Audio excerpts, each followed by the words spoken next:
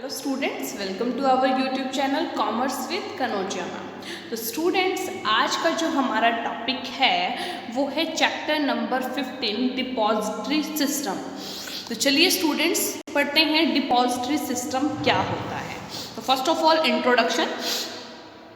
Since the beginning of liberalization process in 1991, the size of the Indian capital market expanded manifold. जो Indian capital market है उसका size बढ़ता जा रहा है.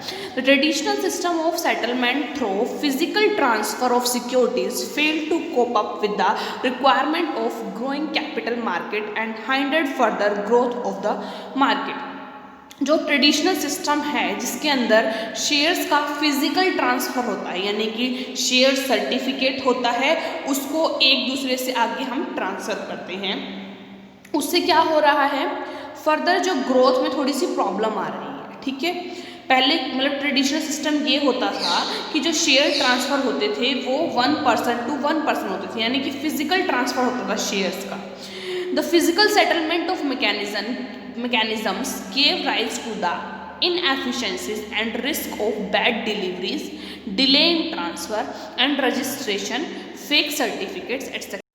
देखिए, अगर हम जो फिजिकल ट्रांसफ़र करेंगे शेयर्स का, यानी कि शेयर्स जब हम सर्टिफिकेट्स के रूप में आगे ट्रांसफ़र करते जाएंगे, यानी एक हार्ड कॉपी के थ्रू हम क्या करते जाएंगे, उसको ट्रांसफ़र करते जाएंगे, तो उसमें क्या क्या इनएफिशिएंसी और क्या क्या प्रॉब्लम्स आ रही थी, किस चीज़ का था, राइज टू इनएफिशिएंसीज आ रही थी and risk of bad deliveries, और बैड डिलीवरीज का रिस्क आ रहा था। डिले इन ट्रांसफ़र में डिले होता था। मान लो एक कागज़ है, आपको पहुंचाना है कहीं, वहाँ पर तो टाइम लगता है। ठीक है, एंड रजिस्ट्रेशन में डिले हो रहा था, फेक सर्टिफिकेट्स बन रहे थे। ये सब सारी प्रॉब्लम्स आ रही थी जब हम फिजिकल यानी शेयर्स को जब हम ट्रांसफ़र करते थे फिजिकल फॉर्म में, यानी उसके सर्टिफिकेट्स को ट्रांसफ़र किया जाता था।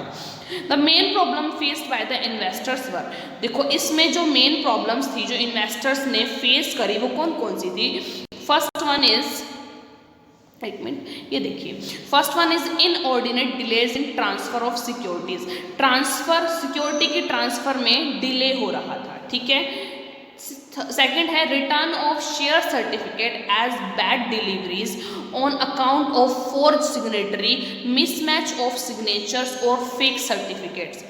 शेयर सर्टिफिकेट की रिटर्न हो रही थी, किस लिए, बैड डिलीवरीज के रूप में, on account of forge signature, जाली, फोर्ज का मतलब होता है जाली सिग्नेचर, किसी के और सिग्नेचर कर दी किसी और ने। ठीक है, जाली सिग्नेचर्स यानी forge signatures, mismatch of signature के मिसमैच होते थे, और फेक सर्टिफिकेट्स बनाए जाते थे। ठीक है, ये सब प्रॉब्लम्स क्रिएट हो रही थी जब हम शेयर्स को फिजिकल ट्रांसफर में ट्रांसफर करते थे। ठीक है, delay in the receipt, non receipt of securities after allotment, refund order to non allottees, यानी कि रिसीट में देर हो रही थी या नॉन सिक्योरिटीज की रिसीट नहीं आ रही थी अलॉटमेंट के बाद भी। ठीक है, refund orders to non allottee, और नॉन अलॉटीज को जो रिफंड ऑर्डर थे वो नहीं आ रहे थे। ठीक है, delay in getting duplicate shares, debenture certificates, जो डुप्लीकेट शेयर्स था उसमें डिले हो रही थी, मतलब कि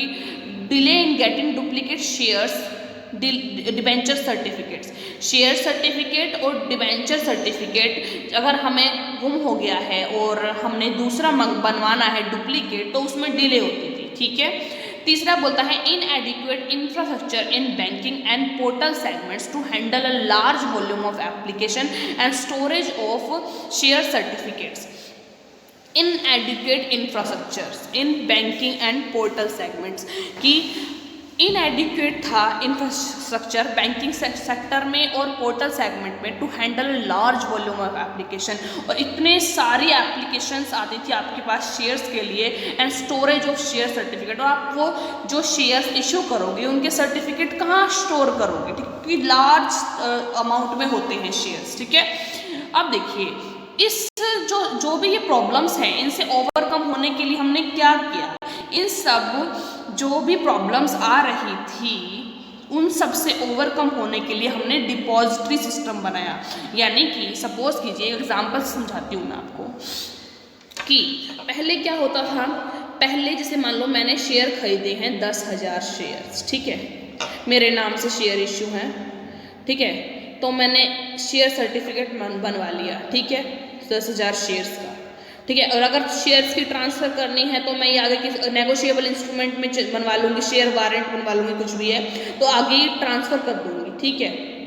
या फिर अगर सर्टिफिकेट भी है तो मेरे नाम से ये मेरे पास रहेगा, ठीक है, कि भाई मेरे पास इतने शेयर्स हैं इस कंपनी के, ठीक है।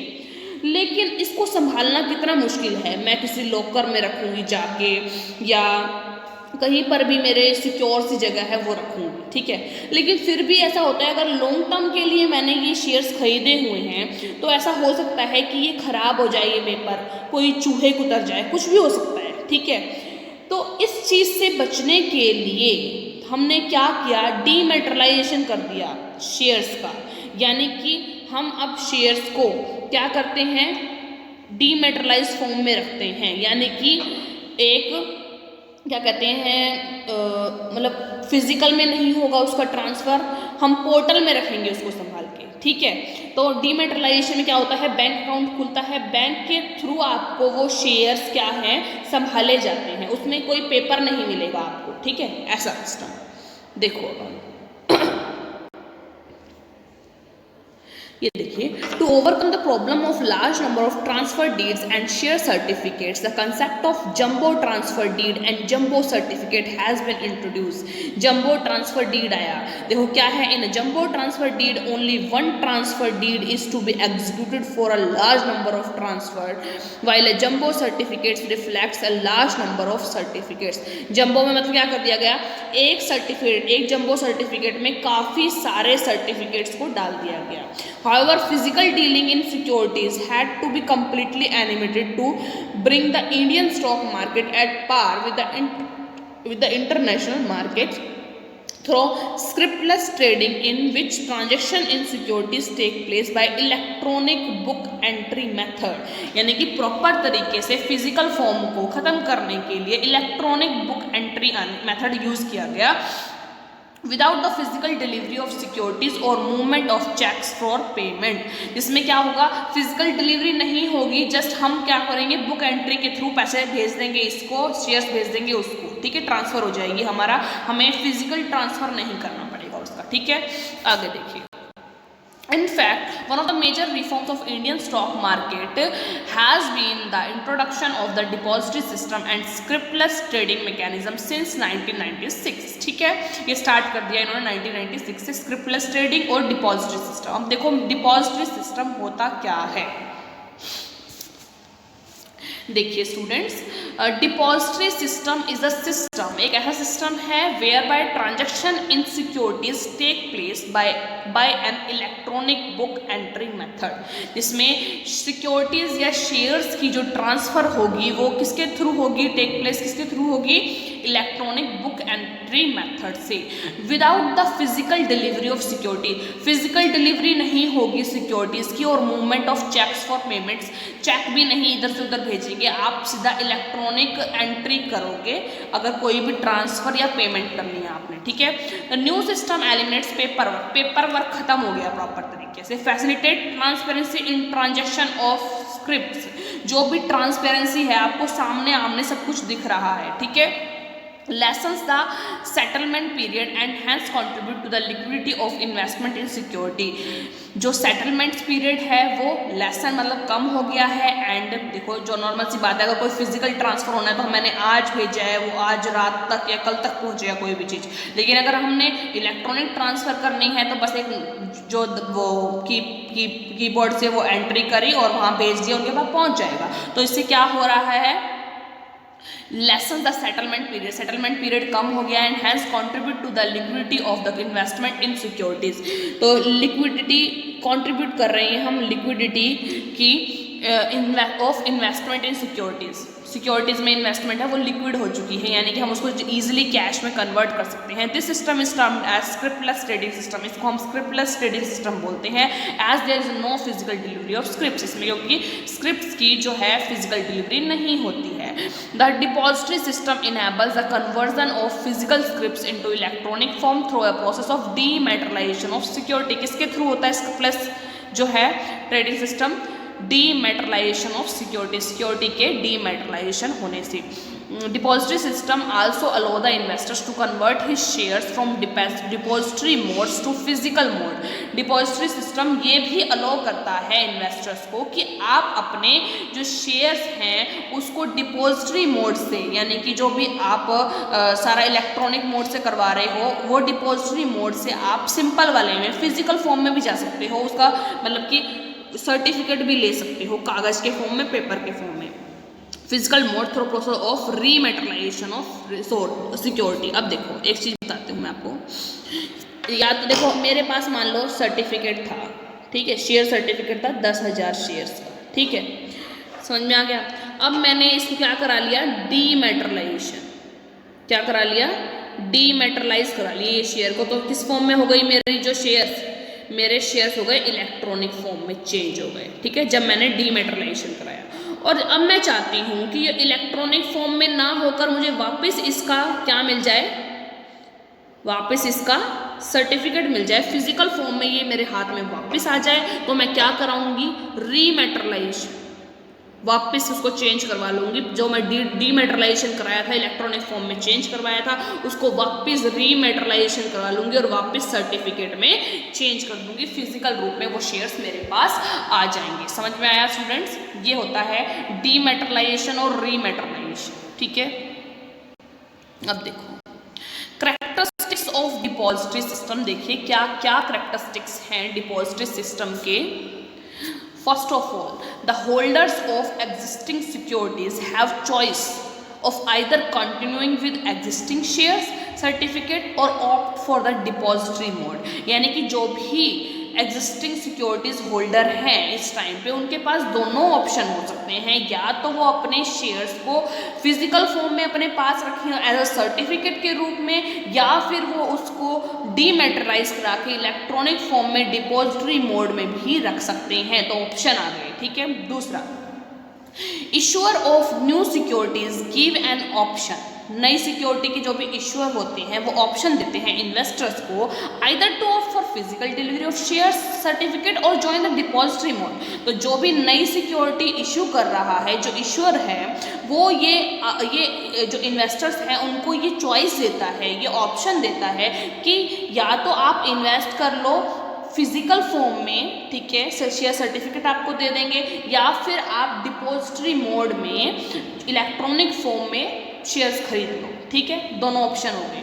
तीसरा, the investors opting for depository mode continuing to enjoy the economic benefits from the shares, dividend, right issue, sale facility etc. and the voting right। जो भी इन्वेस्टर्स ऑप्ट करते हैं, चूज करते हैं डिपॉजिटरी मोड को यानी इलेक्ट्रॉनिक मोड को, electronic mode में जो शेयर्स खरीदते हैं कंटिन्यू टू एंजॉय, उनको वही जैसे उसमें होता है वो भी वैसे ही इंजॉय करेंगे किस किस चीज़ को, डिविडेंड को, राइट इशू को, सेल फैसिलिटीज़ को और वोटिंग राइट्स आल्सो, ठीक है। वो भी सेम ही होता है, बस उसमें सर्टिफिकेट मिल जाता है, इसमें डीमैटेरियलाइजेशन फॉर्म, आपका एक डीमैट अकाउंट खुलता है, उसके अंदर आपके वो शेयर्स रखे जाते हैं, ठीक है।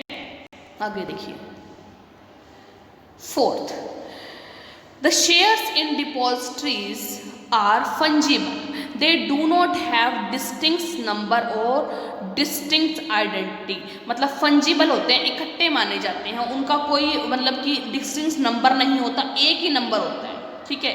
जैसे मान लो अगर मेरा फिजिकल फॉर्म में था तो 10,000 के 100 शेयर्स थे मेरे पास, ठीक है। तो कितने हो गए मेरे पास? 10 लाख हो गए। 10 लाख के शेयर से ये फंजिबल होते हैं, मतलब इकट्ठे रखे जाते हैं, कोई डिस्टिंक्ट नंबर 10,000 शेयर्स नहीं बोलेंगे, हम उसे एक ही बोलेंगे 10 लाख रुपए का शेयर, ठीक है। ऐसे फंजिबल होते हैं। फंजिबल मतलब इकट्ठे होना, एक ही गुच्छे में होना, अलग अलग सेपरेट नहीं होना, ठीक है। डिस्टिंक्ट आइडेंटिटी नहीं होती। फिफ्थ देखो, investors are allowed exist from the depository and they can claim share certificates from that company by getting their names. Investors allowed होता है exist from the depository, जो डिपॉजिटरी में एग्जिस्ट होते हैं, and they can claim share certificate, भाई वो exit होते हैं, यहाँ पे एग्जिस्ट गलत लिखा है, यहाँ पे आएगा एग्जिट, मतलब बाहर निकलना चाहते हैं, जो डिपॉजिटरी सिस्टम से बाहर निकलना चाहते हैं और अपना शेयर सर्टिफिकेट क्लेम करना चाहते हैं फ्रॉम द कंपनी, तो उनको अलाउड होता है वो by getting their name substituted as a registered shareholder in place of depository. तो फिर वो क्या करेंगे, देखो एक नॉर्मल एक और चीज बताती हूँ, अगर हम अपने शेयर्स को डिपॉजिटरी फॉर्म में रखते हैं, ठीक है, तो उस जो हमारा नाम रजिस्टर होगा वो डिपॉजिटरी में होगा, ठीक है। और अगर हम अपने शेयर्स को सर्टिफिकेट के फॉर्म में रखना चाहते हैं अपने पास, तो हमारा नाम कंपनी के रजिस्टर में होगा, ठीक है, वो कंपनी के डिपॉजिटरी में होगा, यहाँ कंपनी के रजिस्टर में होगा हमारा नाम, ठीक है। आगे देखो, फिफ्थ देखो, sixth, the investors joining the depository system have to register with one or more participants who are agents of depository. जो भी इन्वेस्टर्स हैं डिपॉजिटरी सिस्टम में ज्वाइन होना चाहते हैं, हैव टू रजिस्टर्स, उनको रजिस्टर करना पड़ेगा with one or more participants, उन वन और वन से ज़्यादा पार्टिसिपेंट्स के साथ, who are agents of the depository, जो डिपॉजिटरीज के एजेंट हैं उनके साथ में रजिस्टर होना पड़ेगा उन्हें। Such participants are custodial agencies such as banks, financial institution etcetera. ये जो पार्टिसिपेंट्स होते हैं कस्टोडियल एजेंसी हो सकते हैं, सच एज बैंक और फाइनेंशियल इंस्टीट्यूशन, यानी कि अगर आपको उसमें कोई भी डिपॉजिटरी में आपको शेयर इन्वेस्ट करना है तो आपको बैंक में अकाउंट खोलना पड़ेगा। किस चीज़ का, एक डीमेट अकाउंट होता है जिसमें आप अपने शेयर्स को डीमेटलाइज करा सकते हो, ठीक है। आगे देखो क्या दे रखा है, कंस्टिट्यूट्स ऑफ डिपॉजिटरी सिस्टम। देखो कौन कौन से कंस्टिट्यूट हैं, जो 4 प्लेयर्स हैं, प्लेयर्स ऑफ डिपॉजिटरी सिस्टम। इससे पहले भी मैंने एक वीडियो दी हुई है इसके ऊपर, लेकिन फिर भी दोबारा हम बुक में से करा देते हैं।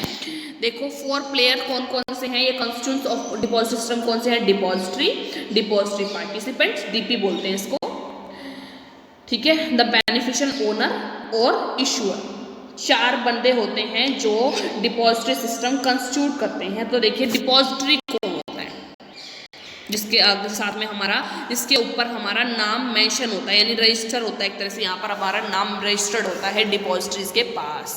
तो देखो depository, a depository is a firm, एक ये फर्म है where in securities of an investors और beneficial owner are held in electronic form. ये एक फर्म है जहाँ पर इन्वेस्टर्स का जो नाम लिखा होता है, सिक्योरिटीज होती है, वो इलेक्ट्रॉनिक फॉर्म में इनके पास रखी होती है और इनका नाम दर्ज होता है, ठीक है।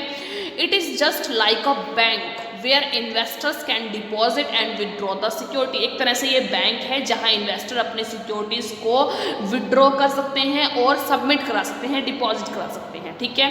It act as de facto owner of the securities held with it for limited purpose of transfer of ownership. It act as de facto owner के रूप में ये सिक्योरिटीज का जो डिफैक्ट ओनर है उसके रूप में ये क्या करती है, एक्ट करती है, held with it and for limited purpose of transfer of ownership. Transfer of ownership का लिमिटेड पर्पस होता है इसका।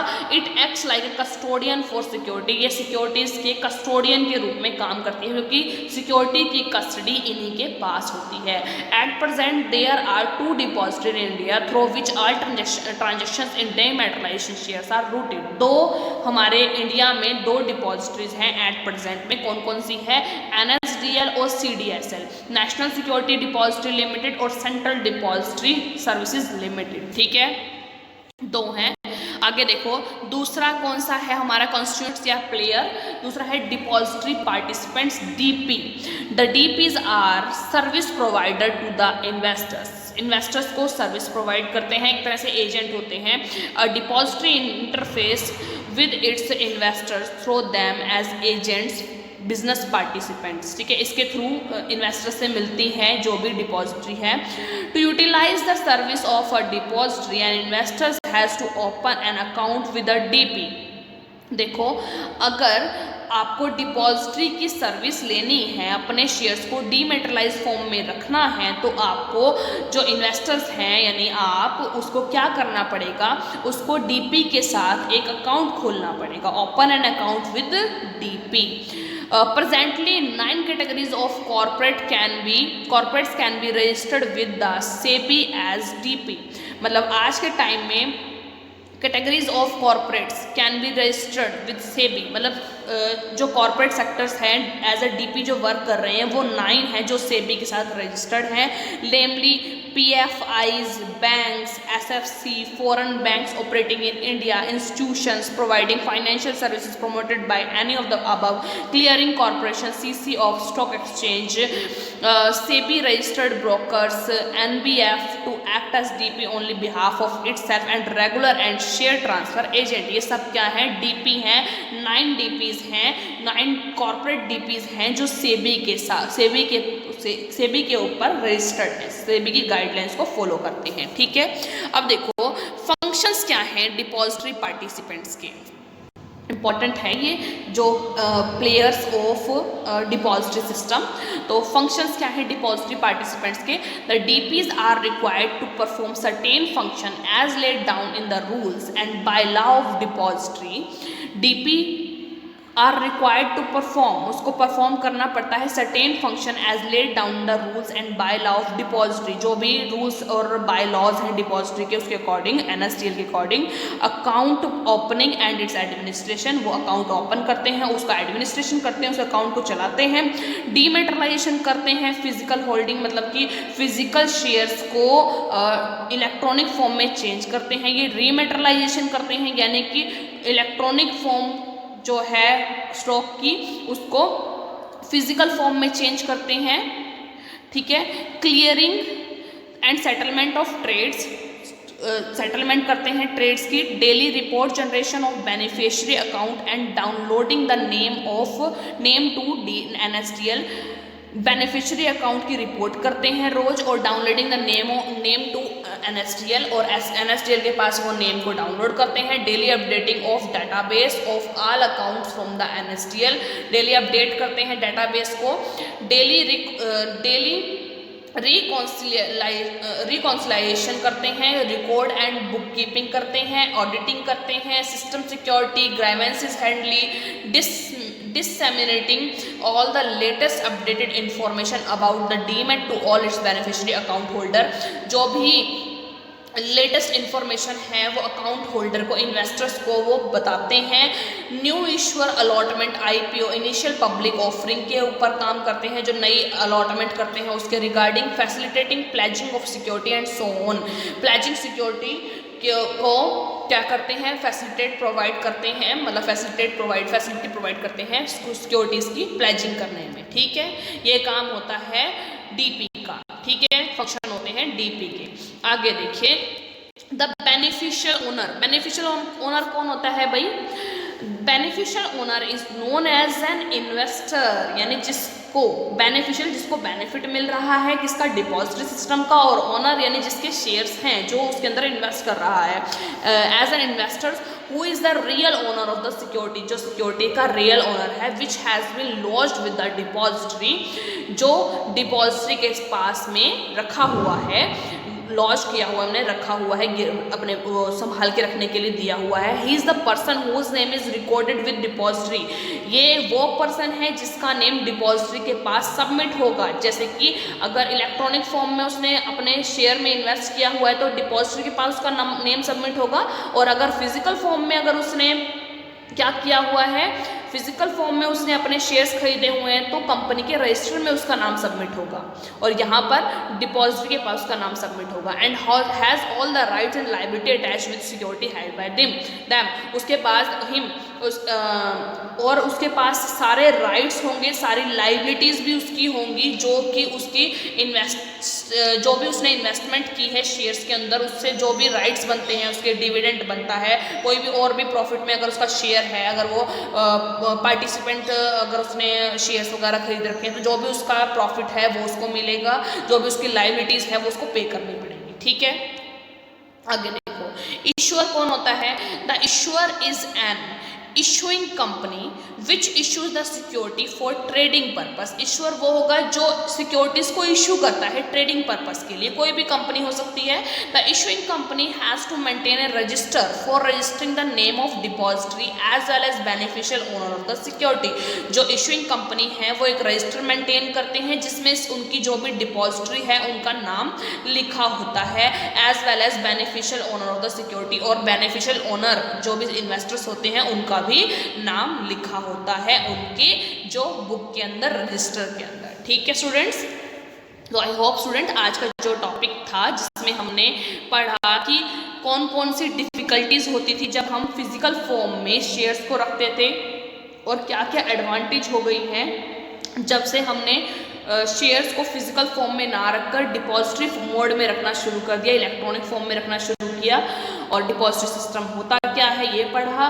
फिर कैरेक्टरिस्टिक्स पढ़ी हमने डिपॉजिटरी सिस्टम की, क्या क्या कैरेक्टरिस्टिक्स हैं, उसकी क्या क्या विशेषताएं हैं, और फिर कॉन्स्टिट्यूएंट्स ऑफ डिपॉजिटरी सिस्टम या फिर प्लेयर्स ऑफ डिपॉजिटरी सिस्टम पढ़ा हमने। ठीक है, इसमें डिपॉजिटरी कौन होता है, डिपॉजिटरी पार्टिसिपेंट्स कौन होता है, बेनिफिशियल ओनर कौन होता है, और इश्यूअर कौन होता है, उसके रिगार्डिंग हमने पढ़ा। तो आई होप स्टूडेंट्स आज का जो टॉपिक था वो आपको क्लियर हो गया होगा इस वीडियो से। नेक्स्ट वीडियो इसी चैप्टर से आपकी जल्दी ही इस चैनल पर आ जाएगी। ठीक है स्टूडेंट्स, तो अगर वीडियो पसंद आई हो तो स्टूडेंट्स ज़्यादा से ज़्यादा मेरी वीडियो को लाइक कीजिए, शेयर कीजिए, कमेंट्स कीजिए, और ज़्यादा से ज़्यादा मेरे चैनल को सब्सक्राइब कीजिए, commerce with Kanaujia ma'am. Thank you students.